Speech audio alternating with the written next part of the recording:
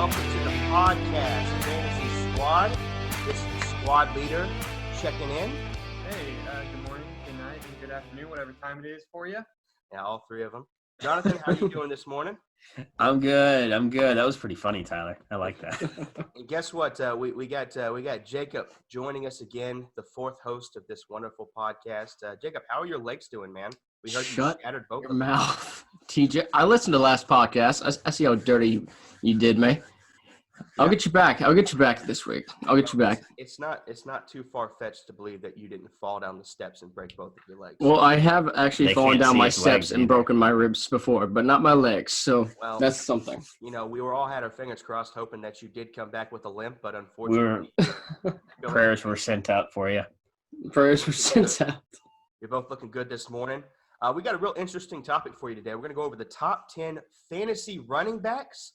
We're going to give you the deep, dirty details of each one of those guys on our top 10 list. I can assure you there's going to be a couple dark horses in each of our lists, primarily my list. There'll be at least one dark horse that's going to end up providing the league with some new infusion of freshness. So I'm excited to talk about that. Infusion of freshness. Yeah, that's my word. That was good. Yeah. Well, before we start this conversation, did anybody see the Baker Mayfield mustache debacle? We did. I did, and he is right. That's an elegant-looking mustache. Very, very elegant. I don't think so, Jacob. I give it a 5 out of 10. A 5 out of 10? It's a perv stash. I'm going to go even worse than that. It's a solid 3 at most. Whoa. Why are you guys hating on the Baker stash, man? Because it doesn't look good. All his beard stuff looked way better, and then he just gets the mustache, and it looks like he's 1965 or something. Well, John, It if he doesn't wants to look look good. 65, let him look 65. No. No, that's not what he said, Jacob. Yes, Oh, gosh. Look. I read somewhere that I read somewhere the coaches were saying that he was throwing 10 yards extra on most of his passes now because of that mustache. So I'm going to give it an 8 out of 10. Yeah, it makes him more aerodynamic without the beard. Less weight on them. Yep. I mean, he's not a perfect quarterback, but that mustache sure does bring him close to being one. If that He did go mustache to helps OU, them win so- games, then that will be probably the best thing for the Browns this season is that mustache. Well, hopefully the Browns are going to creep onto the playoffs this year. That would be the best thing for the Browns. But, you know, it is football. People do crazy things. So I'm excited to see what Baker's going to do this year, actually. You know what I'm with you. You know what I'm excited about, guys? What? We are less than a month away from storming Area 51. Let's go. That's not what I thought you were going to say. September 20th. I thought you were going to talk Get our about battle plans going. a month away from football. I had no idea that you were going to talk about that. Jacob, I was told that you're going to be marching on Area 51 as well. How you planning on doing that? Grab a dead guy that got shot and use him as a human shield, probably. This is a family podcast, Jacob. Well, Family podcast. Well, Jacob, I'm gonna be on the side where the mountain is, and I'm gonna be Naruto running all the way down with all my Naruto runners out there. Oh my gosh. I don't even know what that means. Get in the meme game, TJ. You'll know what it means. Hey, let me just ask you, Tyler and Jacob, are we from the same planet? Yeah. I We mean, are from the same planet. I think so. I hope so. I'm just keeping up with the memes. So Oh, does anyone here have a Superman background story? No, I don't, but I do have a segue now that you mentioned Superman. So, fellas, Superman on the football field, his name is Cam Newton. That's his nickname. So that brings us into our first segue. We have broken up into teams today. Jacob and TJ, we'll call that the A team. And then Jonathan and Tyler, we'll call that the B team. Now, we're going to be battling it out to see who's got the best top 10 list. We had to make some compromises because me and Jacob agree pretty much nowhere. Well, actually, this wasn't too bad. We actually agreed pretty well. From what I can understand, Tyler and Jonathan don't agree at all. So I'm excited to see how this goes. We kind of broke it up into segments where one of us is going to talk more about the other. We're going to try and keep this podcast on a good 1 hour span instead of 2 hours like we did last time. So TJ is keeping us in line. I'm going to try. We got a timer going and everything. So Kung Fu Master. Jacob, as the second in command on the A team, who's our number one guy and tell us why? What's he got? Well, first off, we're going to come back to the second command and thing. But number one guy on our list is Mr. Christian McCaffrey. And there's one stat that really really stands out to me. What is that? So out of the 300-plus touches, he got 107 receptions, 219 carries. He was on the field for 99% of these snaps, and that's unheard of for running backs, and he still put up that low of numbers. Carries. In fact, he led the league with snaps. He had 965. He was the most running back on the field for the most snaps. Yes, and his carries weren't near or what usually top running back carries are, and his touches aren't near as high as what they usually should be, but he's still the number one back last year. He had 219 carries, so I mean, he didn't. It's not like he had no. So carries. normal running backs, normal guys. I think he's meaning for that percentage of being on the field. Yeah, he was super efficient with his carries, but super efficient. It's not like he has a super low carry count. He's still top in the carry count. He's not getting Ezekiel Elliott, Jordan Howard, all these big guys that are mainly rushers. Okay, Jordan Howard's not a big guy, but Jordan Howard is a big guy. He had 250 carries last year. He's a big guy. He's bigger than Christian McCaffrey. Hey, give the A-team a chance to fight their case. Yeah, Jacob, I should have interrupted. It's 5 minutes. But I'd like to say, Jacob, he had the third most touches in the league, 326. The third most. So he did have a lot of touches. But not for rushing, for the 99% of the snaps on the field. That's the part that really amazes me with McCaffrey. And I think he was the most consistent back last year. He might be the safest pick in this year's draft, in my opinion. He might be the safest player. And when me and Jacob were debating who should be that number one guy, he had an opinion which was wrong, and I had an opinion what was right. And so we talked about it. Hold on, Jacob. We talked about it. And, at that number one spot, it's not hard to see who the top four guys are probably going to be at the end of the season. So we're kind of just nitpicking. But we felt like the safest pick at that number one spot would be Christian McCaffrey. And, I mean, not to mention he was the number 8 wide receiver in the league last year in receptions. So he's a running back and also a slot receiver. He can do it all. Yeah, and I'm going to add on to Jacob's point because I have my number one as Christian McCaffrey. Me and John, like TJ and Jacob, struggled with the number one. We kind of argued a little bit, but eventually Christian McCaffrey won out. And the main reason that I think he won out is when he was in the red zone, he had 91% of the snaps in the red zone. And in the Carolina backfield, all their running backs, he had 95% of the carries by the Carolina running backs. So he was ridiculous. He had 7 rushing touchdowns. He had 5 yards per carry. And the man's a PPR monster. I don't think there's really any argument for him being in the number one spot or in the top 4. And I don't know if you guys have seen, but the pictures on the internet, Christian McCaffrey looks like he's going to be in the next Avengers movie. Well, that man is huge. Well, Christian McCaffrey apparently this year has put on about 5 pounds of extra muscle. And so that brings his total up to about, what is it? Oh, gosh. I think it was like around, 235? No, definitely not 235. It's about Saquon, huh? It's about 210. So he came in the league about 205, put on about 5 pounds of muscle, according to everyone, according to the trainers, and he's about 5'5". He's about 210 pounds coming into the season, which 5 pounds may not seem like a lot, but for a running back at his level of play, I mean that's impressive because go ahead. I'll just add my little tidbit on McCaffrey. He's shown that he's durable. Yeah. That's the main thing for me at a guy his size. Every year he's been in the league, he's shown how durable he is. He hasn't really had any time missed because of injury, and he does play with that huge snap share in the Carolina backfield. He is the best receiving running back that the league has had since Matt Forte. He just broke Matt Forte's receiving record for running backs this last year. He's the only guy in the entire league at this point right now who could go 1,000 and 1,000 and tie Roger Craig up as the next running back to do that. McCaffrey's the only guy with a shot at that in my mind.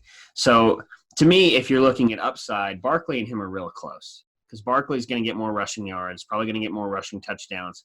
The thing that sets McCaffrey apart is McCaffrey has a real chance in Carolina's offense, I mean, to have 1,000 receiving yards, something that hasn't been done since the 80s.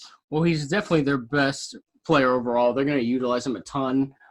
Ron Rivera's already said that he wants to lower his snap count Yeah, but it's not. The snap count is mainly for him whenever he's in there just blocking people. They want to get him out of there, give him a little bit of rest. Maybe put Jordan Scarlett in there. He's a big guy that can block. Well, so. from all that's how I took it. And that's how I took it. They're not going to reduce his touches. His touches, if anything, are just going to grow. Well, from all reports, it looks like Ron Rivera wants to limit his snaps, but not limit his touches.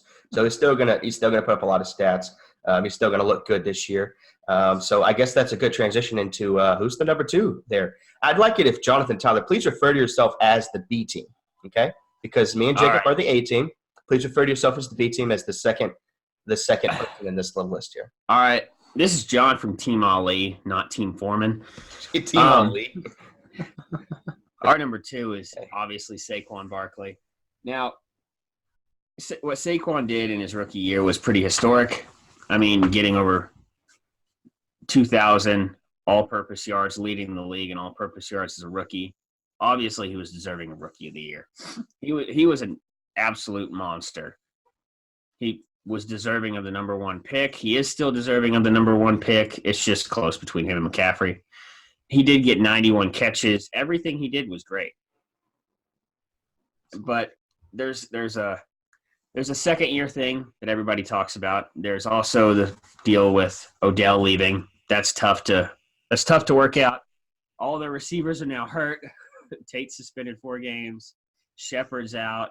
Well, he's got a thumb problem, but I think he'll play at the beginning of the season. You do? Okay. Yeah. Well, it's still a deal where you don't have a lot of help if you're Saquon, and we already know that the Giants' O-line might as well just stand there because they're not doing anything. You have Wayne Gallman to help, John. Does that count? I do like Wayne. Well, I wanted to add on that offensive line. They do have Kevin Zeitler and Nate Soldier, who are not for nothing, but they're not bad. So I think they're good. And just adding on John's point, since we had the number 2, he in weeks 1 through 13 he only had 2 drops. The entire 13 weeks he had 2 drops. After Odell got hurt and everything, Eli Manning started being bad, I think, because if you look at everything, he started being bad a long time ago. Well, Eli Manning wasn't he was in middle of the pack for throwing, so he wasn't numbers. Yeah, fantasy numbers. He wasn't horrible, Jacob. He's not freaking Case Keenum over here. He was an okay quarterback. But at the end of the season, he started to become less accurate. Saquon Barkley's targets stayed about the same. I think they went up about a half a target a game. It's just a lot of those balls were uncatchable. All of Saquon's production, we saw touches went up when Odell left. It's just the production of what happened with those touches and with those catches went down because Eli was inaccurate. Saquon was getting everything in that offense. So it takes a toll on the guy. Look, and on the A team over here, this is TJ, the leader of the A team speaking. We have Saquon at our number 2 spot as well.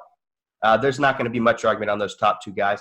When it was a question between Saquon and Christian McCaffrey, at least for me, Jacob didn't even have either one of those guys at 1. So it's a little. I did not. It was a little strange. It was a little strange with Jacob, but when it was a question between Saquon and Christian for me, I ended up thinking about the fact that Odell's gone, and the biggest thing that really pushed the Christian McCaffrey over Saquon was the fact that almost every running back, especially a good running back, their sophomore year is always down on statistics. I don't know why. I kind of know why, but it always happens. So because of that reason, and Odell leaving, and the fact that, I don't know, they're talking about Eli playing, maybe Daniel Jones, so it might be kind of fishy at quarterback for a while. I think all those things mushed into one. Statistically, he's just going to be less than Christian McCaffrey. Yeah, Christian McCaffrey's sophomore year didn't go down. What? Whose sophomore year didn't have a drop? Christian McCaffrey. Well, that's why Christian McCaffrey's number 1 on the list. But I agree with that. Tyler, what do you think about Saquon? I've kind of said most of the things I think about Saquon, and like TJ said, there's not much argument between 1 and 2. Jacob, you're completely wrong. I know you probably put Zeke at 1 and 2. He definitely put Zeke at number 1. You'll have reasoning here in a bit because it's a very good reason. Yeah, you'll have your team. I think Zeke very well could do better than both guys. We're talking about Saquon, Jacob. All right. Talk about Saquon, Tyler. Go ahead. Well, like I said, there's not much discussion between the 1 and 2. We all know they're two beasts. So I want to move on to the number 3, who I have and Jonathan has, as Alvin Kamara for the New Orleans Saints. Now, the reason we have him at 3 and not Ezekiel Elliott is because Alvin Kamara is much more productive with the touches. Oh, stop. Okay, hey, if you guys have whoever at 3, you can defend it. But Alvin Kamara is the number 3 running back. Through the first 4 weeks, he was on a historic record to be the best player in fantasy ever, Jacob. He was better than LaDainian Tomlinson. He's better than Tyreek Hill. When Ingram was out. Tyreek Hill? You're going to have to explain that one. Tyreek Hill? Was he not the wide receiver? Was he not the best wide receiver in fantasy last year? No, he wasn't. Devontae Adams was. And standard Tyreek Hill was. Okay. Well, Tyreek Hill, yes. Tyreek Hill and was. in half PPR, so just stop. You weren't here for last episode, but we'll forgive you. Jake, if you missed the top 10 wide receivers, you get no room to talk. You can't talk about receivers for the rest of the podcast. But Go, Tyler. Anyways. You put Galladay in your top 10 list. Don't you ever talk to me about top 10 receivers. Anyways, Kamara, he would have been over Patrick Mahomes. He would have been over everyone. He was having 40-point games, 30-point games. It was insane what he was doing in those first 4 weeks. And then, of course, Mark Ingram came back. He slowed down a little bit. I think he had like a 6.9 game when Ingram came back. And then he started to pick up again, having 20-point games. He's a really good running back. He's not – John Payton doesn't want to use him as a workhorse, which, I mean, he's a smaller guy, so I don't blame him on that. But when Kamara gets his touches, he's a top 5 running back all day, every day. All 3 years he's played, he's a top 5 running back. I mean, this guy, he's ridiculous. He's a PPR monster. He catches the ball like McCaffrey. The reason he's under Barkley and under McCaffrey is because he doesn't rush for 1,200 yards every year. But every catch that he gets. Yeah, he's at his best when he's balanced. Yeah, when he's balanced, he's the best. See, I was arguing with Tyler and TJ about this 3-4 spot a few times. And I looked it up, and I'm fine with Kamara at 3. I got no arguments because he's an incredible running back, and he deserves everything he gets, especially when you put up 18 total touchdowns, which is crazy. But the reason I have them a lot closer, real neck and neck, compared to maybe TJ, who I was talking to yesterday, is that, well, there's 2 reasons, actually. It's Latavius Murray coming over. Latavius Murray is projected on multiple sites with 150 to 160 carries. So it's going to be the same thing as Mark Ingram there. And then Alvin Kamara's workload is never going to increase past this point. He's never had a game with 20 rushing attempts. Now, and I know that he was a little bit better in the passing game by 4 catches than Zeke. To me, it's really close. Kamara with the 18 touchdowns had the edge last year for sure. I don't know. It's 3 and 4 is real neck and neck to me. It sounds to me, John, like you're hating on Kamara. For me, no. Well, I think we might have to. That was my point to say it was really close. Okay. Well, I also just want to say I really enjoy how we're on teams, but we're both debating whether. I was about to say, me and Tyler are going to switch teams here because Jacob. It took me everything in my power to convince Jacob not to put Ezekiel Elliott at number 1. And let me just preface this by saying Jonathan and Jacob are Cowboys fans. Tyler's a Cowboys fan too, but he can set bias aside. Hey, no. Okay. Let the man speak. This will be the second week we put a Lion in the top 10. Let the man speak. Hey, I had a Lion in the top 10 too, but we had to move him out. Listen, I think. Look, when it comes to Alvin Kamara and Zeke, first of all, Alvin Kamara was better than Zeke this year, fantasy football-wise, by 2 points per game. By 2 points per game. Also, I'd like to point out that Ezekiel Elliott had 300 carries. His production is not going to go up. If he has 300 carries again, congratulations. But he's not going to go what's he going to have, 400 carries? No, he's not going past that. Alvin Kamara is minus Mark Ingram. You may say, oh, Latavius Murray's there. Latavius Murray's great, but he's no Mark Ingram. So at the end of the season, Alvin Kamara's stats are going to go up. Zeke's are going to stay the same because he can't possibly go past his rookie year. He had 322 carries.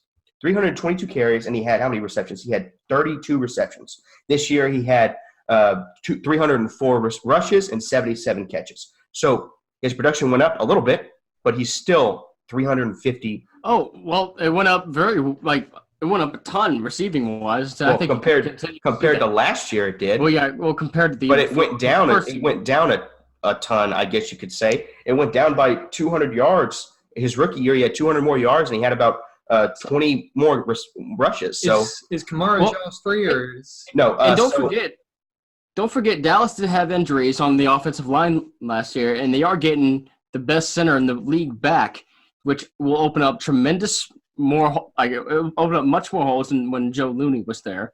I think you can only see his stats go up, not his carries, but his stats go up. He only put up 9 total touchdowns last year. Are you going to tell me you don't expect that to go up this year with the best center in the game coming back? That's where I was going to go. Is not really. Dallas had a really bad red zone offense last year. That might increase, it might not. But here's the real deal. We're obviously splitting hairs about Zeke and Kamara because it's so close. If Zeke gets more touchdowns, maybe Zeke passes him. If Kamara has a better production, like Tyler was saying, without Mark Ingram there, maybe Kamara goes higher than 3. Well, here's the thing. You were saying, well, Latavius Murray is going to do what Mark Ingram did. You know what Alvin Kamara did last year with Mark Ingram? He had 18 touchdowns. You know how many Zeke had? That's total, 18. You know how many Zeke had? Zeke had 9. You want to pause real quick? I want to do that pause thing real quick.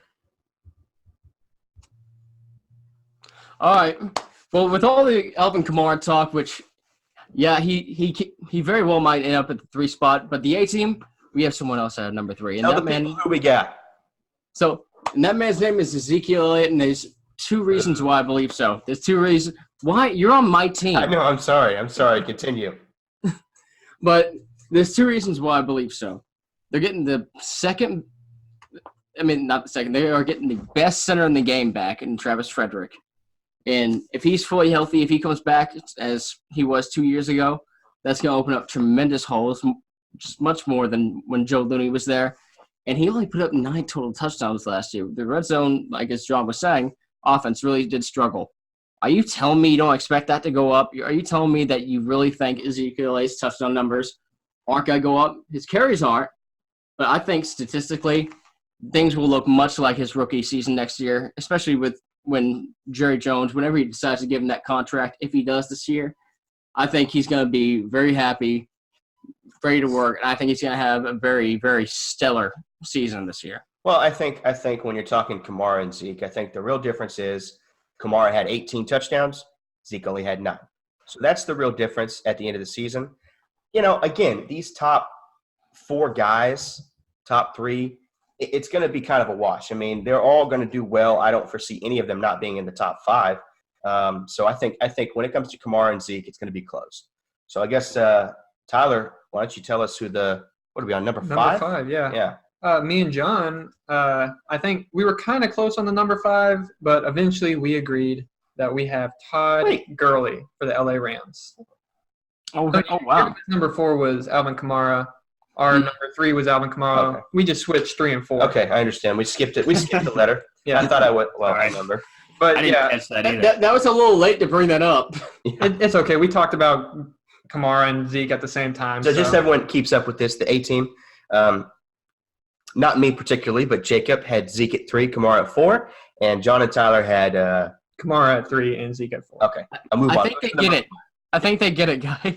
Number 5 is Todd Gurley for the LA Rams. Now, me personally, I don't like putting people out of respect on lists, but Todd Gurley, if I have respect for any man in the NFL, it's Todd Gurley and Tony Romo, but he's out of the league. So anyways, Todd Gurley, everyone knows he has a bad knee, has arthritis in his knee. I've been on the earlier podcast and said that his knee's only going to get worse, and I'm sticking with that. His knee will only get worse. You can't heal arthritis. There's no surgery to reverse arthritis. Jacob, hold your tongue. I know. I got this. So I think if Todd Gurley puts up 80% of what he did last year, he's still the number 5 running back last year. So I think I'm scheduling him out to play 13 games because I think he has the ability to stay healthy for at least 13 games. And I think he can put up top 5 numbers. He's a good pass catcher. He's a good runner. That Rams team, they have 3 great wide receivers, a good quarterback. So Todd Gurley it's like the Red Sea parting when Todd Gurley's running. The holes that he's running through on the offensive line, it's so big that he doesn't have anyone touching him for 5 yards. So Todd Gurley, even if his knee's messed up, as long as he stay healthy for at least 13 games, he can easily be in the top 5. But me, as an injury-adverse guy, I'm not going to draft him in that position. Well, so I have a question for you, Tyler. Sorry, teacher, really quick. So what changed your mind? Because just a few weeks ago, you said I was crazy to put him in my top 5. Why? That's a little counterintuitive, don't you think? I thought I made my point there. I said if he can stay healthy. Okay. Well, if he can play 13 games. If he plays 10 games, then no, he's not in top 5. But that's the question, John. I mean, he's your number 5 on your list. I mean, does the injury – I mean, how did you weigh that into it? I mean, because for me and Jacob, he's not in our top 5. So how did you weigh in the injury, or did you not weigh in the injury? How did you do that? Here's how the conversation went like this. So they draft Darrell Henderson, right? And that was what most of the stories surrounding Todd Gurley have been about, the increase in Darrell Henderson's workload. Darrell Henderson's getting first-team reps. Darrell Henderson's doing this and that. Todd Gurley's coming on NFL Network saying Darrell Henderson is a godsend because Todd Gurley even knows he needs a lighter workload. He's been on record saying that. The coach is saying that. So how we weigh all this is we're saying, okay, Darrell Henderson and Todd Gurley are going to pretty much do what the Saints did. Sort of format there. I think Gurley turns into more of a just strictly running back, while Darrell Henderson is a very speedy guy with a lot of playmaking ability out of Memphis that could see a lot of work in the passing game. Yeah, but what percentage of snaps is that? Well, here's how we weigh it. Todd Gurley missed 2 games last year. If Todd Gurley gets spelled all the time, if Todd Gurley stays healthy for this year, because as much as we want to talk about the knee, nobody has any idea what the severity of anything is. Well, I mean, he reported to camp, so we don't really know. It seems like, from what I can tell, he's going to miss. I would assume he's going to miss at least a couple games this year. Well, he's not playing in the preseason, which is for all sure. But. Yeah, because they're trying to keep him healthy. They're trying to keep him good to go for week 1. And Jacob, I just wanted to add on your point. You said I have Todd Gurley in my top 5, and TJ said it too. And am I taking the injury into account? Well, you have someone at your top 3 in Ezekiel Elliott who isn't even at training camp, isn't going to be in the preseason most likely. So listen, it's all hope. You can hope all you want that Ezekiel Elliott's going to get signed. We have nothing to do with it. Well, Jerry Jones is the same way. I can hope all I want. What I hope with that is, when has Jerry Jones ever not been able to get a contract signed? Give me that. See, my whole thing is when it comes to a Zeke contract, I don't really see that as much of an issue as an injury, a knee injury to a running back. So for me, I'm looking at it like Zeke's in your top 3 as well. So he's in my top 4. Okay, top 4. But I think I'm not really worried about the Zeke injury. Now, there is another running back injury I am worried about, but when it comes to Todd Gurley. Todd Gurley, I'm not too worried about it. I think I'm more worried about it, than I am with Zeke. Yeah, but I'm even scheduling him out to miss 3 games. He played more than that last year. So it's a risk. Yeah. Like the Emmitt Smith holdout. You're saying it's going to be like the Emmitt Smith holdout from the 93 season. No, we're talking about Gurley. I'm talking about Gurley, but okay. Yeah, even if you want to take Zeke and the Emmitt Smith holdout, yeah, Jerry Jones never got anyone signed, but Emmitt Smith still held out for a couple games. So, you just proved my point right there, but thank you for that. But yeah, Todd Gurley, he's in our top 5, but it comes with risk. So that's my point on Todd Gurley. I think I've made our point clear on Todd Gurley. Who do you guys got in your top 5? Yeah. So can anyone tell me what's on my shirt here? Is that a? It's a Cardinals shirt. It's a Cardinals shirt. You may be asking why I'm wearing a Cardinals shirt. Let me tell you, it's because I've jumped on the David Johnson bandwagon. Jacob, tell the people why we are riding high on that bandwagon. Well, again, this is very counterintuitive to my point a few weeks ago when I was talking about how non-elite he was, and I still hold true to that. There's just no one else that I wanted to put at the top 5 spots. Well, he's a pretty elite running back, pal. Yeah, he's got the talent to be. He just doesn't have the team to be. Why are you giving me the crap about putting Todd Gurley there, and you guys put David Johnson there, Jacob? Well, David Johnson was the number 10 running back last year, and I can only foresee his stats going up with Kyler Murray. When it comes to a rookie quarterback, there's a lot of checkdowns. Yeah, that's what I'm thinking as well. Yeah, and so I think he's going to – I read somewhere that that David Johnson thinks he's going to get 1,000 rushing yards and 1,000 receiving. Yeah, he needs to hold off, but – yeah, it sounds like some Amari Cooper 2,000-yard talk right there. Well, from all accounts, it seems like a lot of people seem to think with that Cliff Kingsbury offense that they're going to get 90 to 95 plays a game. And with that kind of production, it could turn into some real stats for David Johnson. Well, I'm sure they would in Dreamland. I'm sure they would 3 and out a lot more. Look, whether or not Cliff Kingsbury is going to be a successful coach does not take away the fact that statistically at his college, his players had a lot of statistics. So I think that's going to transfer slightly into the NFL. But we're talking about David Johnson. So, Jacob, tell him, why do we have David Johnson there?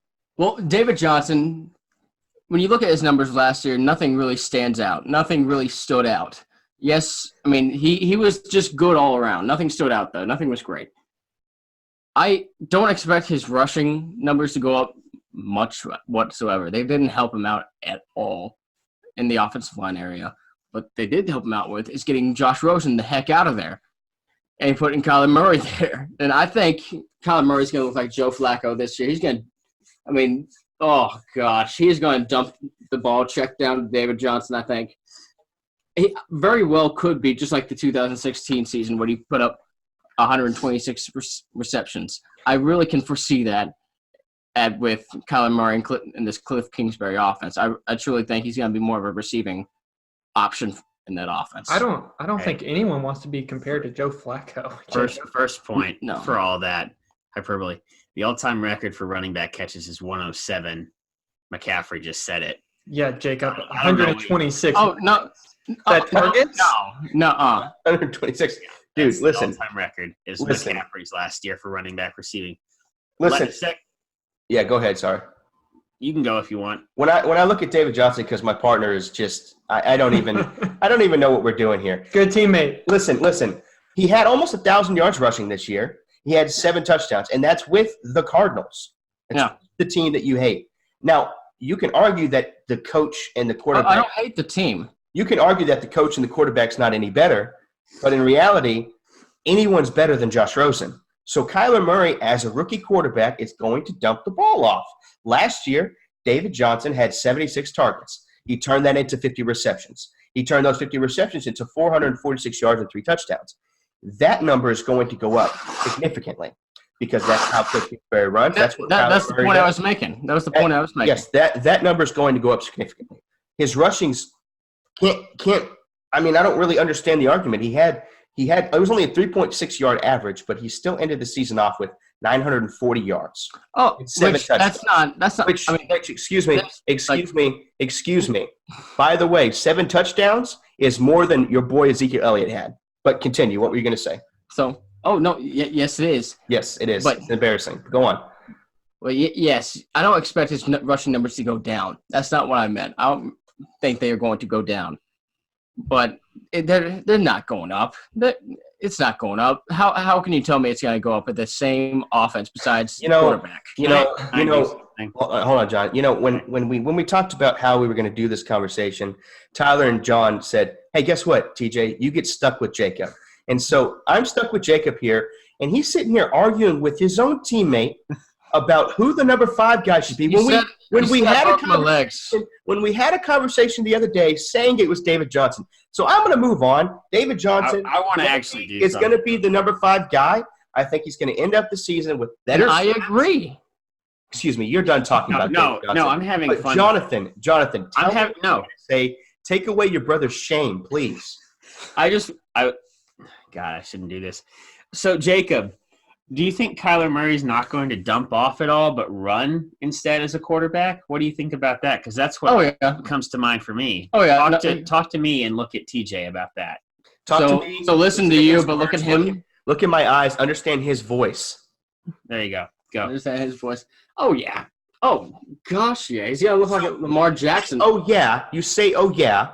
Look. 5 years ago, if a running back had 50 receptions, That's top 5. That's top 5. This time of the year, 50 receptions is what everybody gets.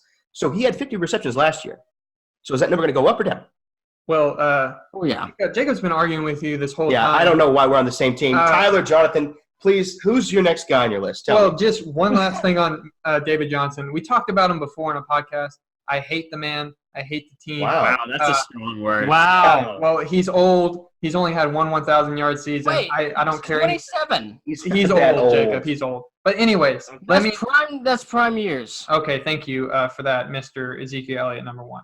Anyways, okay. Well, no problem. like I was saying, we've already talked about David Johnson. Kyler Murray doesn't like dump offs. He didn't like it in college. He ran. Wait, you said a rookie quarterback was only he's gonna dump it off a lot. Lamar Jackson doesn't dump it off a lot. I'm not saying Kyler Murray's Lamar Jackson, but they both run. And then number 3, Cliff Kingsbury in college. You said that his players put up stats. His running backs do not put up stats. They don't catch the ball. They ran for, I think one of them ran for 1,000 yards. Let me ask you this. Did Texas Tech have David Johnson? Well, yeah, Texas Tech did not have David Johnson. You cannot not use David Johnson. David Johnson is a top 10 running back with Josh Rosen. That's not going to change. He was the only guy on the team. Him and Fitzgerald. Yes. Fitzgerald's 50 years old. Well, there's a lot of players on that team, but now there is. Christian Kirk, Andy Isabella. There is. In that offense, in the NFL, you cannot succeed unless you can run the ball. Now, he may not get 258 attempts. He may not. But out of those 258 attempts, he had a 3.6 average. So can that average raise? We'll see. Probably not. You hope so. You need to jump off that bandwagon because that thing's about to crash and burn. John, who's our number 6? Hold on. Get off of this, David Johnson. Say anything else to TJ? No, I'm just a little. I don't want to hear it. John, tell me. All right. Giving me grief. Stop it. All right. About no. Wait one sec. I have something funny to say. I don't understand why you're giving me grief about Ezekiel at 3, but you happily say that Tim Tebow was a good quarterback. What's up with that? Oh, did he make it to the playoffs? Once. He also threw it in the dirt every Jacob, play. Jacob, how many years was he in the NFL and he made it to the playoffs? That's what I thought. Okay, John, who's our number 6? Give me worst quarterback of all time. Why? Hold on. Timeout. John. Bring us all back to earth. Give us the number 6 guy on your list. All right, you're in the bad corner. Okay, go to the bad corner. Jacob, you're in timeout. John, give it to us. All right, 6. All right, and we had the same kind of mindset as we did with Zeke and Todd Gurley. Is that we're going to rank these guys based on what we saw, not what we can't control. Melvin Gordon's our number 6. Yikes. Now you're saying, okay, his holdout saga, I should say, looks kind of serious. Requested a trade. That's a serious deal. It's starting to heat up down there. I heard a report. Tyler told me about this, that the Chargers are about $1 or $2 million off from what Gordon wants. He wants about 12. I've heard, and they're offering him 10, and he wants more than 10. The thing about Gordon is, even if he does get traded, there are good landing spots and bad landing spots. There's a whole bunch of good and bad situations for how this Gordon thing plays out. So we're just going to take him for what we know he can do. Melvin Gordon played with the Chargers last year, had less carries than any other top 5 running back last year, but was just as productive as the back end of the top 5. Okay? He had double-digit touchdowns, and he played on a team with multiple good receivers. I mean, you got Mike Williams there. You got Keenan Allen there. This team is loaded, and he's the main piece if he's on the field. He's number 6 for us because he's the only other guy outside the top 5 who I think could sneak into the top 5. Yeah, and unlike Jacob, What's with this attack on Jacob this week, by the way? Wait, I don't love Melvin Gordon, but like John was saying, and I'm going to defend my teammate till the death. Melvin Gordon's a beast. He's $1 million, $1 or $2 million away. And the main point on this, and I'll let you guys rebuttal it if you want to. I don't know who you have at number 6, but he has Phillip Rivers, and I don't know if you know this, but Phillip Rivers is kind of old. They are in a window right now to try and win the Super Bowl. They have Super Bowl aspirations. They were in the playoffs last year. Phillip Rivers is super competitive. He wants to beat Tom Brady. That's his goal in life, to play past Tom Brady, to play as long as Tom Brady. He has this window. He has Keenan Allen. He has Mike Williams. He has Melvin Gordon. He does not want Justin Jackson and Austin Eckler to be the starters. Well, that's not what he came out and said. He came out and said Justin Jackson and Austin Eckler are phenomenal running backs. Well, everyone says that when their main running back's out. No, just in Ezekiel Elliott's camp. Everyone's saying Tony Pollard's going to be the next big thing. But Dak Prescott didn't come out and say that we don't need Zeke. Like, oh, sorry. I didn't know. Phillip Rivers has been in the league for 10-plus years. Look, he's a leader. If there's anyone here that wants Melvin Gordon to do good this year, I think that's me. Oh, thanks, I'm looking at him, and I see a situation the same way I saw Le'Veon Bell's situation pan out. I see him holding out for a good chunk of this season. And for all fantasy owners out there, if he comes back in the middle of the season or if he misses a few games, that's the difference between a top 10 running back and a non-top 10 running back. So me and Jacob decided that we're not going to put Melvin Gordon in our top 10 at all. In fact, he's not even in our he's in our top 15, but he's not in our top 10. And the main reason for that, if he comes back, he plays all season, yeah, he's going to be – he's definitely, in my opinion, top 5. He'll probably be the number 5 guy on the list. But if this continues the way it's continuing, it's looking pretty grim. He's not budging on his contract, and the Chargers are not going above 10. So they're at a standstill right now, and they're not going to trade him. And what concern? Yeah, they're not going. They already said they're not going to trade him. Well, contracts like that with running backs who he's already shown he's got a little bit of injury history. That's tough. That's a tough situation. So fantasy owners with Melvin Gordon, trade him off, get what you can. If you can. Well, here's what I'll say real quick, Tyler, about these about all contract situations that start being holdouts. They all, meaning the owners and the players, they all talk a big game for the first couple of weeks. All right, most of them are running high-stake bluffs is what they're doing against the other camp. If Gordon gets traded by some outside chance, I mean, that changes the whole scenario. If he does take the contract the last week of preseason, all right, that changes the equation too. But I can't predict that. I mean, I get what y'all are doing, having the different philosophy, being worried about the holdout. We just went the different way of we're not going to predict that. We're going to rank him where we think his value is. Yeah, and it's the same thing, Jacob. I mean, with Ezekiel Elliott, it's the same thing. Hold out.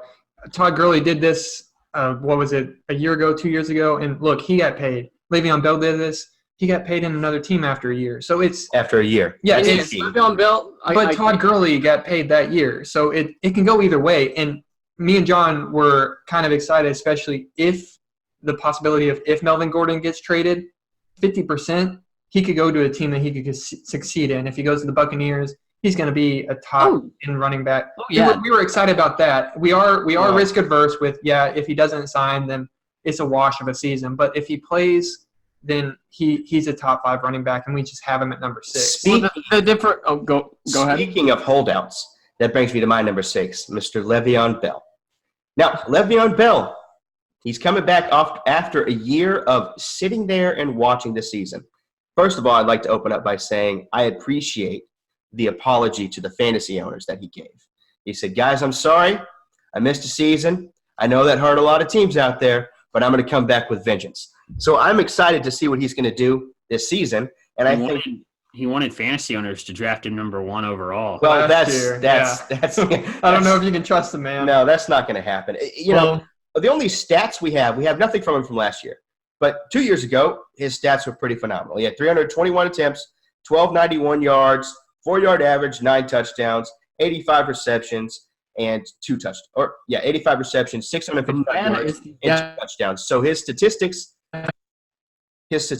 are that of a top running back. So it's kind of questionable whether or not he's going to produce like he did before. With Big Ben on the team and Antonio Brown on the team, it's kind of different having Sam Darnold and Robbie Anderson. It's a little different. And I think that's going to affect everyone. I think it's going to affect Antonio Brown going to the Raiders. I think that's going to affect Big Ben with just him and Juju. And I think that's going to affect Le'Veon Bell going to the Jets. So I do still see him in that top 10 range. I just don't know if I could put him in my top 5. If he plays like he did for the Steelers, he's going to be top 5, but I don't think he can do that with the Jets. Well, I had one kind of big concern about Le'Veon Bell. What is it? Tell us. Coming into this, and I will hold your mouth. Okay, tell us. We're ready. But the man, yeah, obviously he very well could be the best running back come next year. He's not going to beat McCaffrey. He very well could.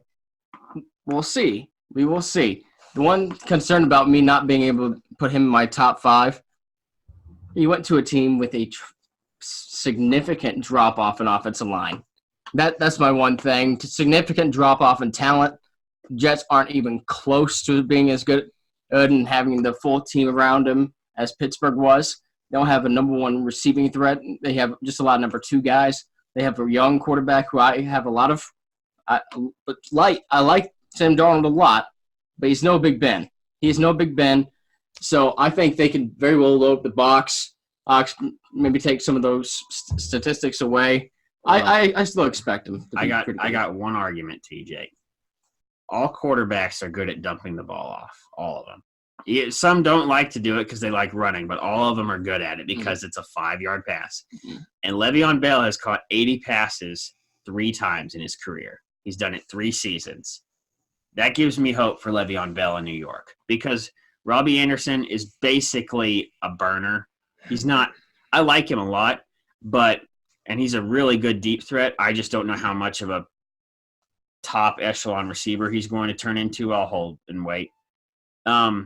Herndon's suspended 4 games. There goes the tight end option. Offensive line, like Jake was saying, isn't probably in the top 10. Darnold, we'll see. But the thing that gives me hope about Le'Veon Bell, just from a fantasy perspective, is he can play outside. He plays running back. He can catch the ball anywhere, and he's also, we've seen how good of a running back he is. Yeah, and we really aren't arguing with you guys. We have him at number 7, so he's our next guy off the board. We just thought Melvin Gordon was a better pick, and the main reason I thought was Le'Veon Bell. He's a different runner than we've ever seen in the NFL. In Pittsburgh, what he would do is he'd get the ball, and you'd see him just stop, sit behind the line, wait for a hole to open, and then he'd burst through that hole. I don't think it's going to be that way in the Jets. So if he can change his running game, I would definitely move him up.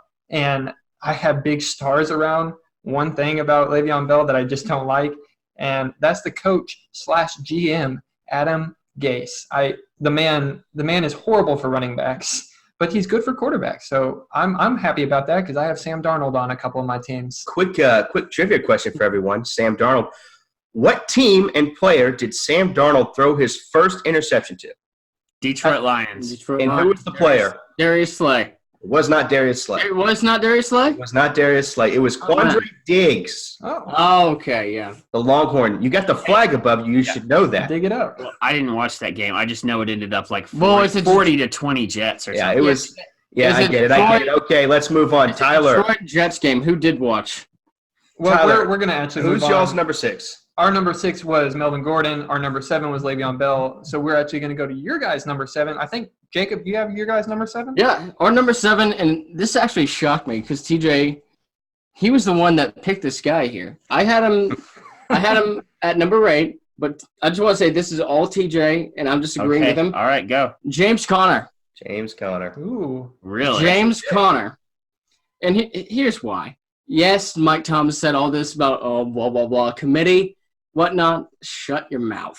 Did you see what he did last year? You see what he did filling in for Le'Veon Bell? Saw him get injured. He's their workhorse back. He is their workhorse back. They're gonna. He already said they're gonna start running it more.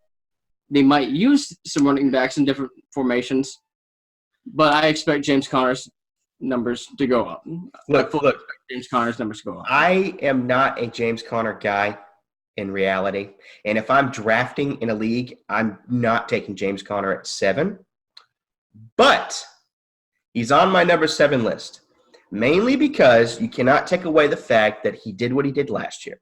The only difference is this year, it seems like Mike Tomlin wants to take a slight back seat. I foresee him still continuing to do what he did. Look, he was 6th in total touchdowns last year. He was 11th in rushing yards. Not phenomenal numbers, but also not bad numbers either. The guy ended up with a good season. He ended up with about 55 receptions, which is pretty middle of the pack. So he's a pretty middle of the pack running back. He's definitely top 10 worthy. Whether or not he'll end up at that 7th spot or not, I'm not sure. I kind of just put him there as sort of like you got to respect what he did last year. But especially coming off after beating cancer, coming off his first year or his second year in the NFL, asking him to take on that, to fill Le'Veon Bell's shoes, and the way he did it, I mean, I've really never been able to see a running back do that well. Some people may question why he's not higher on the list. Mike Tomlin's comments plus Jalen Samuel, it looks like he's going to do a lot better this year. They want to do a lot more split backs.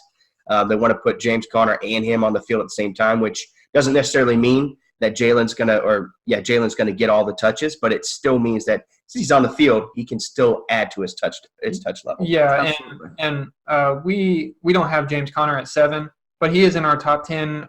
The only concerns that I have with him is, like TJ was saying, they might do some more split back. It's James Conner's job to lose right now.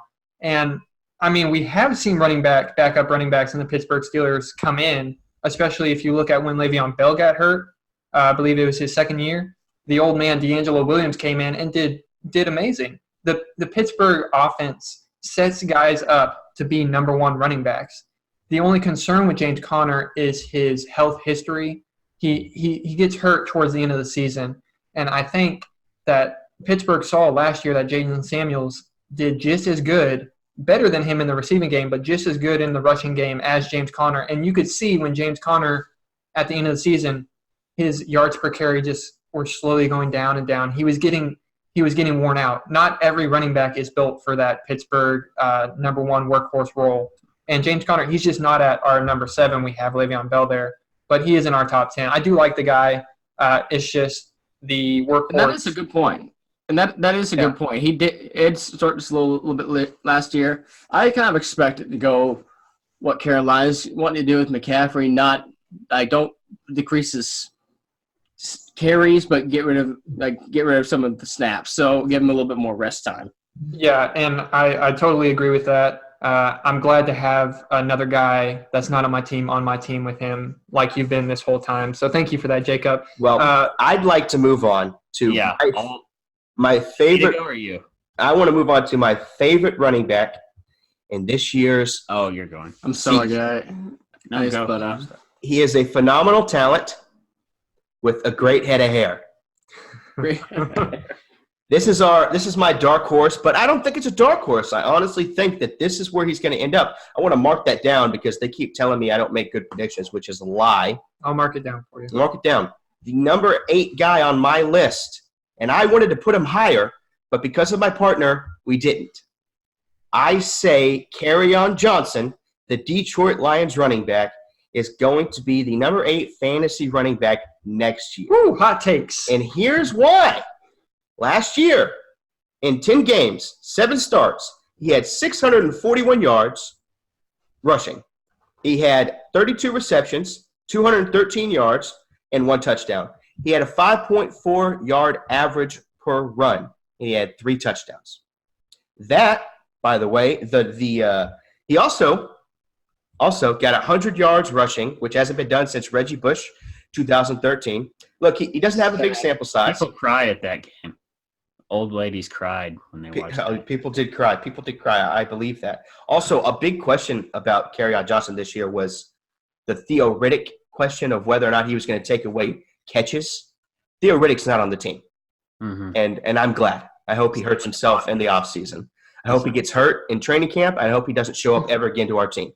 Kerryon Johnson, the only competition for him now is C.J. Anderson. The bowling ball. Yes. Now, I think they're going to use C.J. Anderson.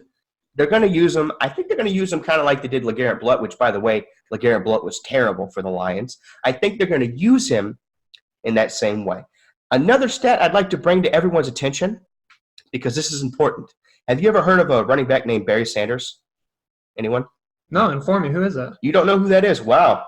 That's interesting. He doesn't sound too important. The highest, just a little bit. The highest average per carry since Barry Sanders' 1997. He had 5.43 yards per carry, which is highest since 1997. No one else has had that since Barry Sanders, who had a 6.0 average. So at the end of his season this last year, it looked kind of down because he was hurt. But statistically, he was leading the league. Yeah, and like you said, that 5.43 yards per carry was the best by a rookie since DeMarco Murray. So I like the Barry Sanders stat a little more, honestly. Well, I like the rookie stat DeMarco better. Murray is he's all well and good, but I think Barry Sanders was slightly better. I'm big into Kerryon Johnson. At Auburn, he did it all. In high school, he did it all. I've been following this guy for a while. I did all the research I needed to on Kerryon Johnson. The only thing I'm worried about is his injury. I don't think that's going to affect him this year. I don't think it's going to be a problem. The only other thing I'm worried about is Matthew Stafford. I'm not too worried about Matthew Stafford, but this guy keeps racking up injuries, and I'm afraid that that's going to affect him in this year's season. Yeah, and John, let me go right before you just add just a second. I did have Kerryon Johnson in my top 10, but John kind of talked me out of it. So I'm going to be with my teammate. We had him at number 13. So I'm okay with that. Kerryon Johnson, he's a good player. And if what TJ says is true, and they use CJ Anderson as a LeGarrette Blount, then Kerryon Johnson's still going to have the same carries because LeGarrette Blount LeGarrette Blount was the number one running back on that team. Kerryon Johnson was the number 2. It doesn't make sense. Go ahead, John. Here, I'll go to you, TJ, since this is your take. Jacob, just relax. Oh, I'm relaxing. This is TJ's hot take. Kerryon Johnson, number 8, at the end of the year. All right, so last year he had 118 carries. That was it. Yeah. He also only started 7 games. Let John finish. He started 7 games, played 10, right? That's what you said? Played 10, started 7. Okay. All right. They added a guy better than LeGarrette Blount. I think we can all acknowledge that. You sure? Now, Kerryon Johnson I like him a lot too. My question for your hot take is, how is he going to get over 100 more rushes? How is that going to happen in this offense? And how is he going to get 20 more catches? My prediction. Hold on. It's easy. He has 9 more games. He has 9 more games to add to his 7 starts. He's going to be the starting running back. CJ Anderson's not the starting running back. He's going to be the starting running back. I don't know if you guys know this, but Darren Bevel is the new offensive coordinator for the Detroit Lions. Now, don't shake your head. He was a coach for the Seattle Seahawks for quite some time, and I think we can all agree that they ended up moving to the ground. Marshawn Lynch, Chris Carson, they moved to the ground. Darren Bevel is all about the ground game. Kerryon Johnson's the number 1. They didn't draft him to sit behind C.J. Anderson. He's already had a year to sit and watch and learn the playbook. In his 7 starts, statistically, he was in the top 5 running backs statistically for fantasy in his 7 starts. You ask, how is he going to add to his carries? How is he going to add to his stats? It's real simple. He only started 7 games. There's 9 more games for him to play. He only played 10 games. There's 6 more games for him to play. Now, as we know, last year, Matthew Stafford was battling some injuries, so that may have affected his passing abilities. But one thing Matthew Stafford loves to do is to check down to the running back. He's very, very well known for getting the ball out to someone and trying to get it to his check down guys. Yeah, and I have no argument on that point. It's just Matt Patricia, he looks like he's trying to take that Bill Belichick type role where he wants a committee by running backs. They had Theo Riddick, who's not good. Everyone knows it. But they cut Theo Riddick. But Patricia still used him last year, and he used LeGarrette Blount, who everyone saw was nowhere near as good as Kerryon Johnson. So I'm just worried about that C.J. Anderson pick. Look, but since you hate Kerryon Johnson and you guys think you're so much better than me, who's your number 8? John, you want to go for our number 8 here? John, give us the number 8. That's so ridiculous. Is it I like Kerryon Johnson. I have him at 13. That's not outrageous. It's outrageous. He's a top 10 running back. But go on. Okay. Number 8, we have the Bengal, Joe Mixon. Bengal? Yeah, the Bengal. Okay. Now, last year he put up pretty impressive numbers for a second-year running back. He had 237 carries as his workload. That'll work. He had almost 1,200 yards, which will work for me. He averaged 5 yards a carry, 4.9. I'm counting it as 5 because I want to. It doesn't count. And he had 8 touchdowns running the ball. So he had definite top 10 rushing stats. Now we go to the receiving stats for last year, and this is where we get a little dicey with him being a top 10, but I think he can add more this year. He only had 43 catches. That's lower than a lot of guys on the top 10. Only 296 yards and 1 touchdown receiving. We all see where he's got to add to be top 10 running back. He's got to add more catches, got to add more yards, got to add more total touchdowns. Nine will get you there. Yeah, I'll get to that in a sec. 9 will get you in the top 10 as far as total touchdowns go, but a lot of times if you have 1,200 yards but only 200 receiving yards, it's hard. You finish at the back end. So it'll be close with Mixon. I just think he's talented enough, and with A.J. Green now he's more of a focal point. He's going to get bumped up a little bit. Yeah, and everyone can pray to the Lord above that Marvin Lewis is gone, because that man was nothing but bad for that team. That's the only thing I'll ever agree with Stephen A. Smith on, by the way. Yeah, I think everyone in Bengals land is happy that Marvin Lewis is gone, and maybe they'll get rid of Andy Dalton this year and throw in Ryan Finley to see what he has. I think that would be a good pick for Joe Mixon, and I agree with Jonathan. I think he'll be more involved in the passing game this year. I mean, you have to use a weapon like him. He is the Bengals offense when A.J. Green is out, other than Tyler Boyd. Zach Taylor was talking about this thing specifically about how to get Mixon more involved in the passing game. So I'm encouraged by that. Yeah, my only thing with Joe Mixon is that I don't believe in him at all. He's actually not in our top 10, and there's a reason why. He was almost made it. He is right on the verge. He's right on the verge. He's at our 11th. Yeah, I just I'm not sold on Joe Mixon. Plus, he's a terrible human being. I'm not sold on him. I don't go off of that. Well, he went to OU. No, that's not what we're talking about. I know. I didn't want to bring that up. I don't know if his production can go up. When I look at his numbers, by the way, his numbers are almost worse than Kerryon Johnson's, who only played 10 games, by the way. Besides the 600 more rushing yards. Well, yeah, but he had basically the same amount of receptions with less receiving yards. And basically, he had 3 touchdowns. How many did Mixon have? As far as total or receiving? Rushing touchdowns. 8. Okay. So numbers are a little off. I just like the average number where he had 5.4. I like that. But yeah, I didn't foresee Mixon being in my top 10. He's definitely a candidate to be a top 10. He's a candidate. So are a lot of people that are going to end up not being on this list. But there's a reason why he's not on my list. I just don't think he deserves to be on the list over any of the guys I mentioned beforehand.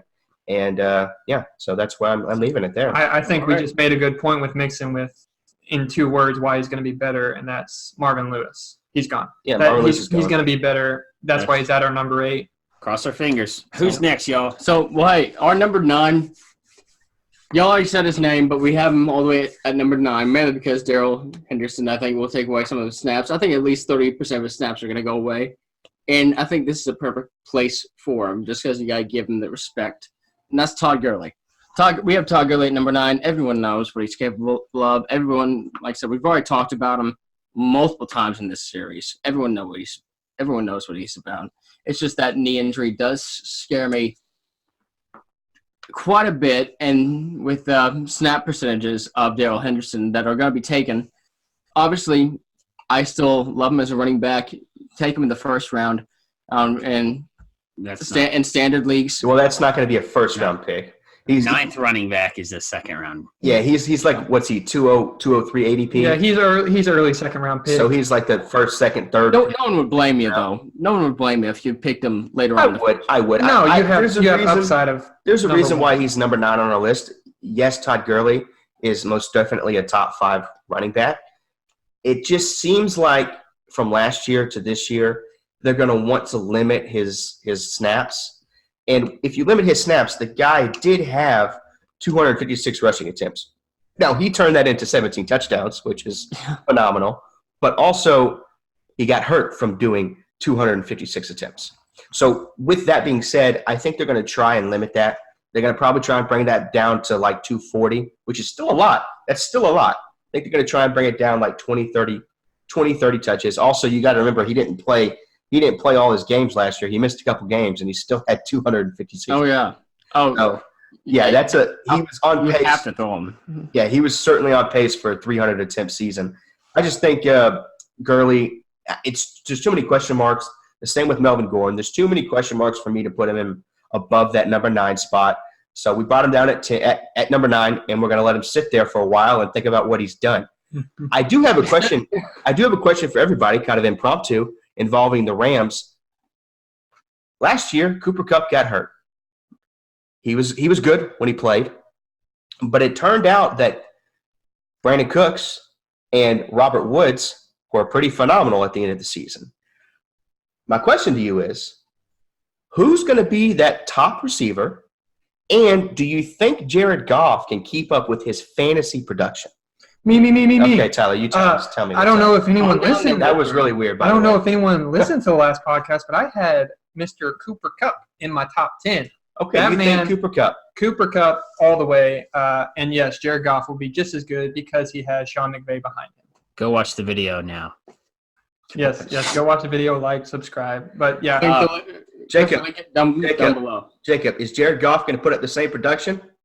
I think it'll be similar. I think that offense will take a small step back with the Gurley situation. I think they're going to have a hard time finding their identity. Honestly, I think they're going to have an identity issue, kind of like the Cowboys and many teams do, or many teams did last year. But as the season goes on, you get more comfortable with the offense, and that goes for every team. I really think just wanted to bring this up. I just really wanted to bring this up because I wanted to say that Jared Goff is not. I have a hot take. What is that, John? Tell us the hot take. My hot take is that the Rams are going to be the mini Steelers this year. The mini Steelers? The mini Steelers. Which one of them is Juju? Kupp. That'll be Juju. I don't care. Okay. What I mean by that is Jared Goff is going to throw so many passes, he's going to finish with over 4,800 passing yards. You think? Yeah.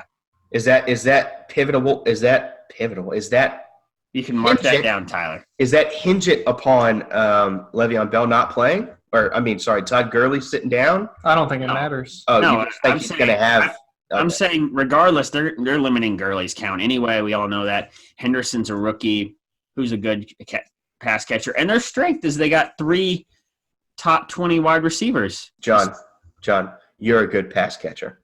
Hey, okay. Well, that was a good little tangent. Okay, we're just going to almost skip over our number 9. Who's your number 9? Tell our number 9's James Conner. James Conner. Wow, that's an original pick. I think when we went over your guys' pick of James Conner, I think we kind of established why we like him at number 9. He's hurt all the time. You guys already went over him. We're not too far off. We're not too far off on that. 7-9. He's in that range, John. Did y'all already give your number 9? Yes. Good. I'm so excited. Are you so excited?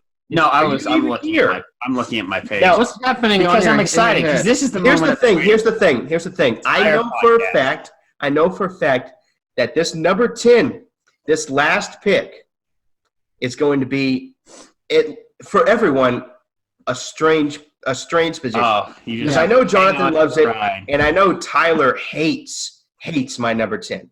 Now, the way we have arranged it, Tyler's wrong. The way we have arranged it is Jacob is supposed to do the odds. Now, I'm not too confident in Jacob on his Derrick Henry talk. Okay, well, there you go. I guess we're going first. I guess we're going first, Jacob. I can't believe you're unbelievable. You did that on purpose. Yes, he did. Unbelievable.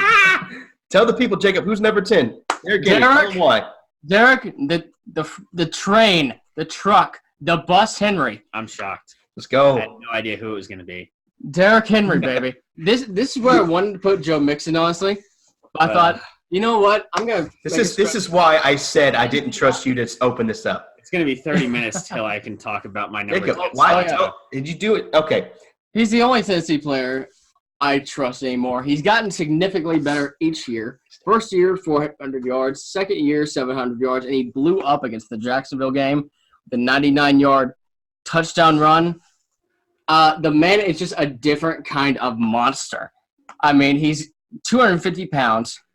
No one's going to tackle him first try next year. No one. There's not one player in the NFL that will tackle him. He's 6'3", 247 pounds. So no one's tackling him for first try. He's that huge.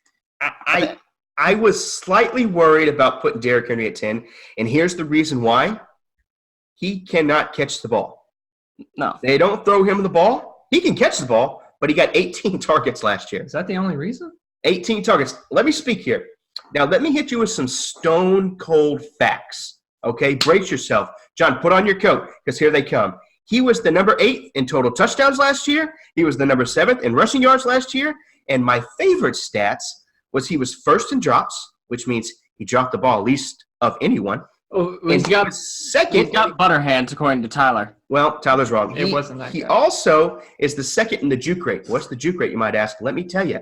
That's a broken tackle stat. That's a open field stat. That's a yards after the catch stat. He's second, number 2 in the nation in that particular statistic. He's not the best at catching the ball, which is okay because his quarterback is Marcus Mariota, so he doesn't really need to be. He is a big guy who they are going to put on the goal line, and they're going to let him bust in for the touchdowns. Last year he had 12 touchdowns. 12 touchdowns, twice as many as your boy Ezekiel Elliott. 12 touchdowns because what they did was they lined him up just like you would line up an old-school fullback, and they let him pound the rock in the middle. It was a little hesitant for me to put him in the top 10 because of the fact that he's not a receiving running back as much as some of the other guys like a Joe Mixon or someone else, Jonathan. But I think y'all don't call on me this whole segment. I'm looking up my number 10. Y'all just let Tyler do this whole rebuttal. Oh, I got this one. I just think that he's a old school, solid downhill type running back, and he's got the size and power to absolutely. play that. He's got the size and power to play that position for next few years.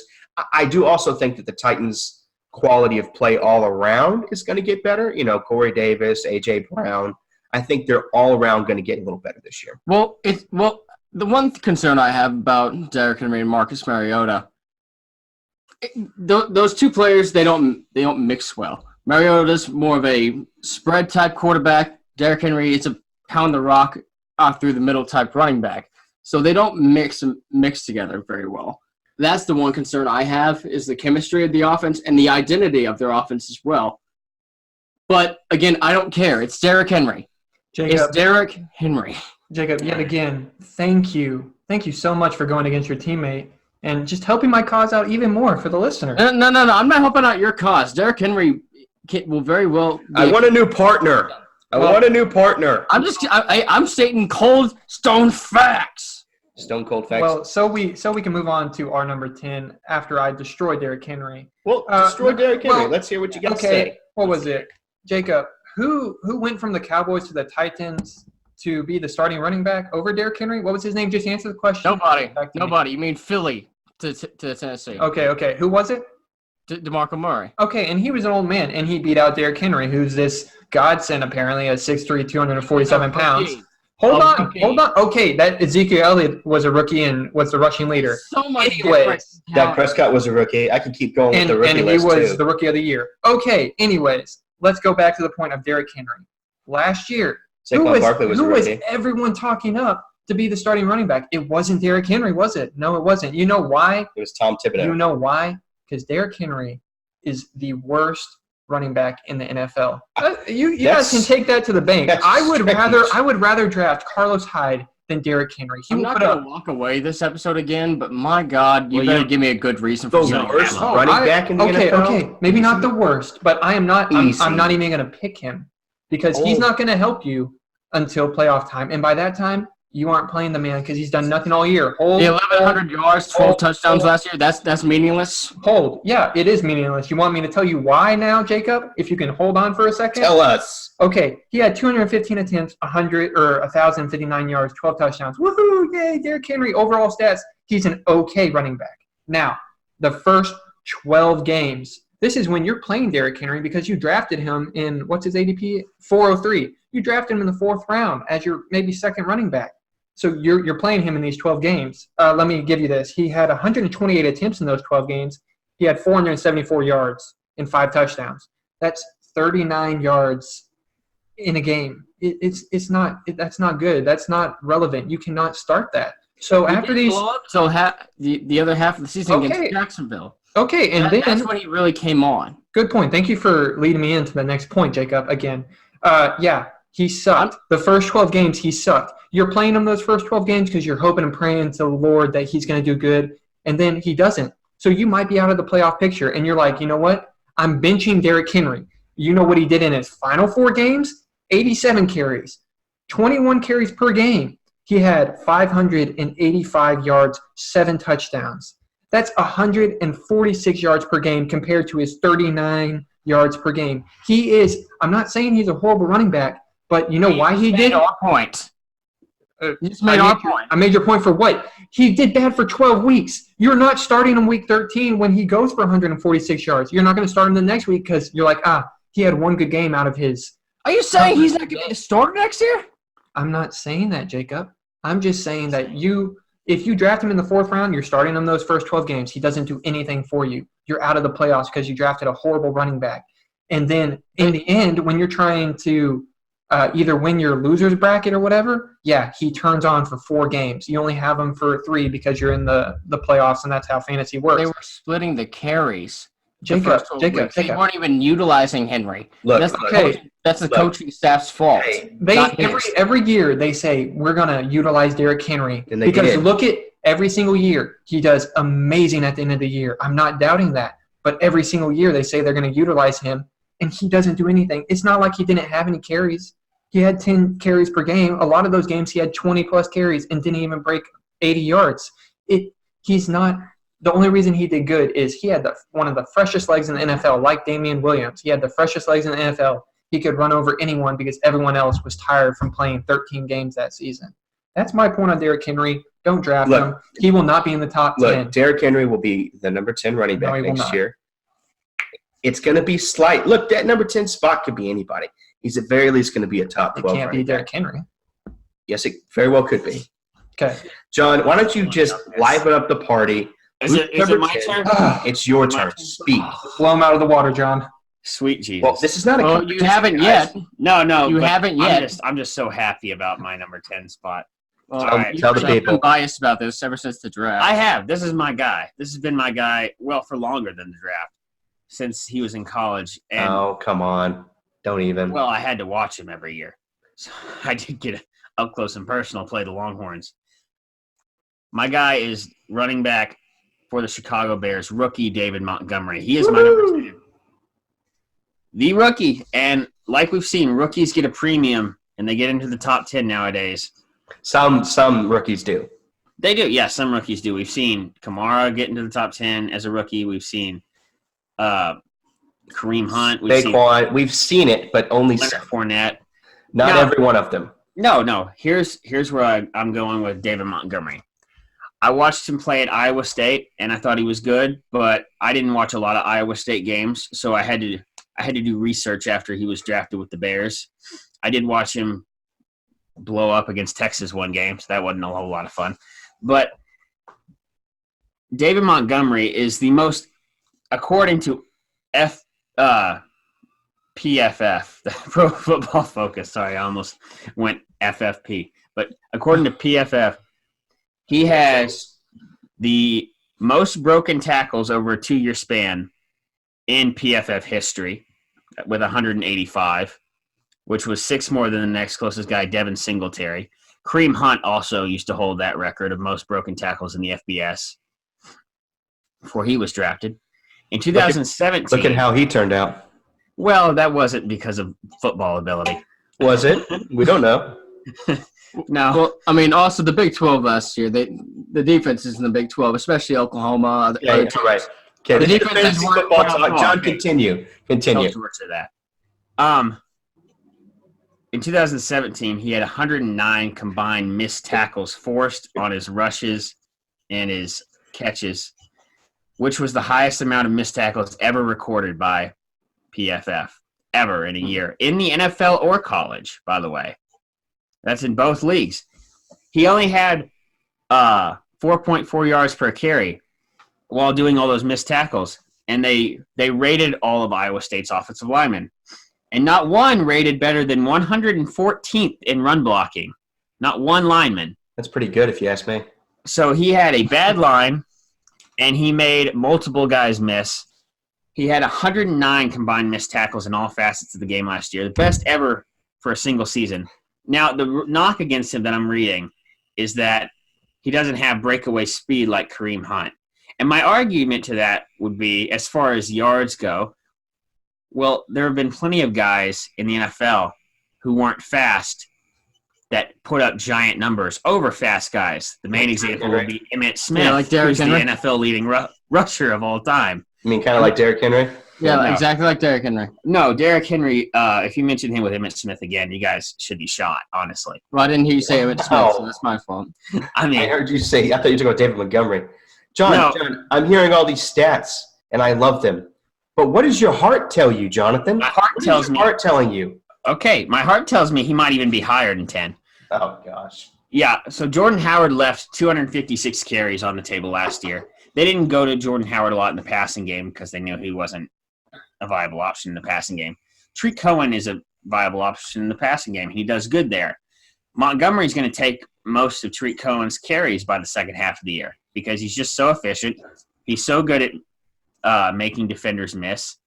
He's not the giant speed guy, but he doesn't need to be because he's the most efficient runner in this draft. He was top in his class.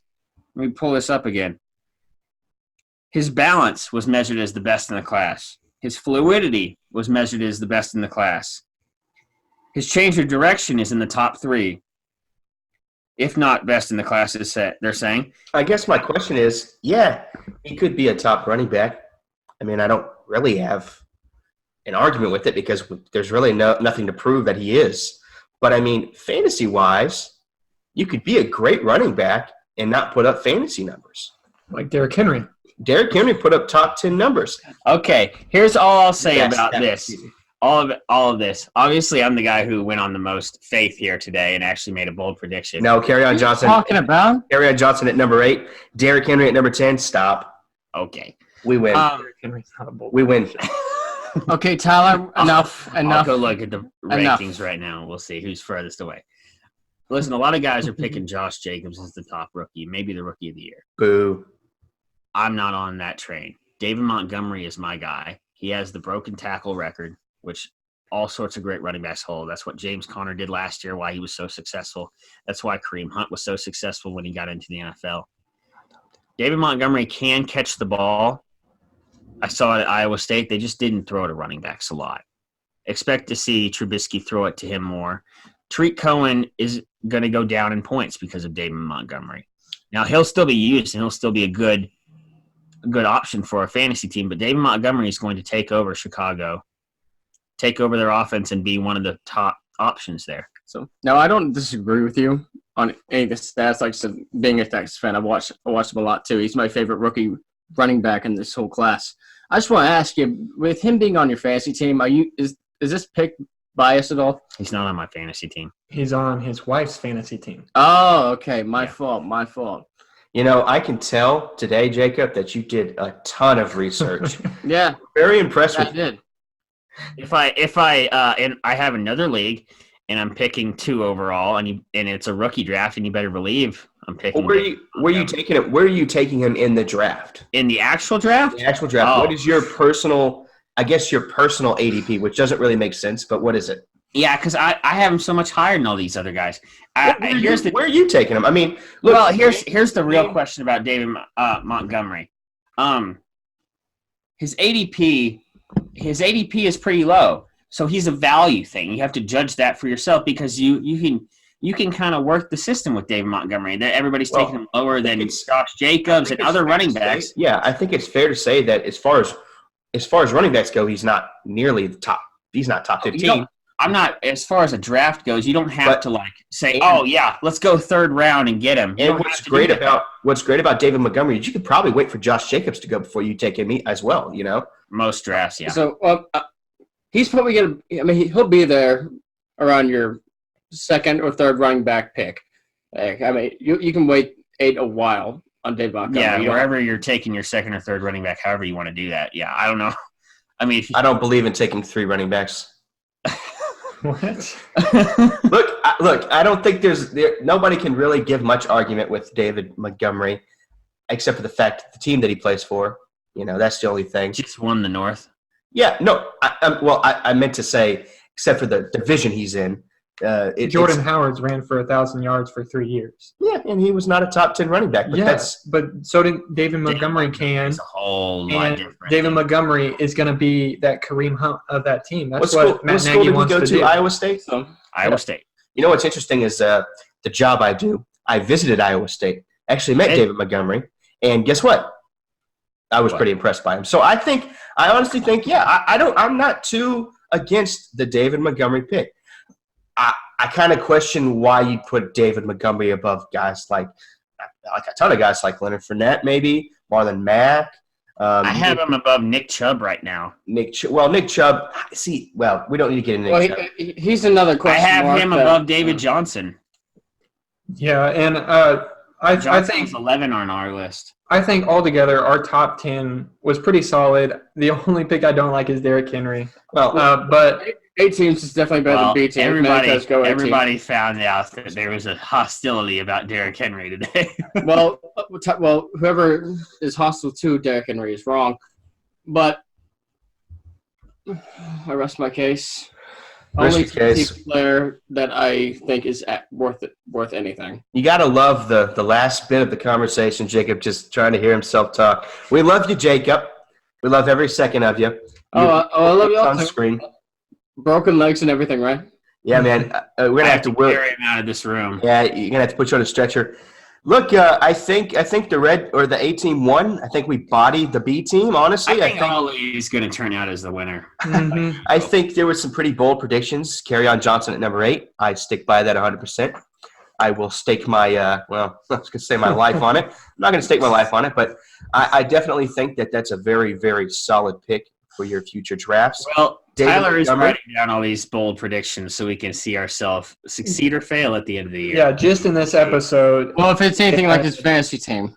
Just in this episode, TJ had Kerryon Johnson being the number 8 running back overall. Jonathan said Jared Goff's going to throw for 4,800 yards. Yikes. And I'm putting it down as a bold prediction that. And I have Zeke above Kamara. That Derrick Henry is going to be in the top 10. Are you putting mine down? You're putting Montgomery down. And right? I will put Montgomery down for you. Write down Zeke over Kamara. Okay, Jacob, you didn't have any bold predictions today. You need to work on that. You hear me? Because you know what? There's no way I feel comfortable putting. I wasn't comfortable. You had to talk me into the Kerryon Johnson thing. I honestly wanted to put Montgomery higher, but I just put him at 10 so I could make my point that he's going to be a top 10 running back. But I wanted to put him higher. Okay, fellas. Good times in the old fantasy squad land. It was a beautiful podcast. I think we all did very well. I think it was educational, at least from my side of things. It was very educational for you and Tyler. And I look forward to doing this again next week. Yeah, I look forward to it. Yeah, Tyler.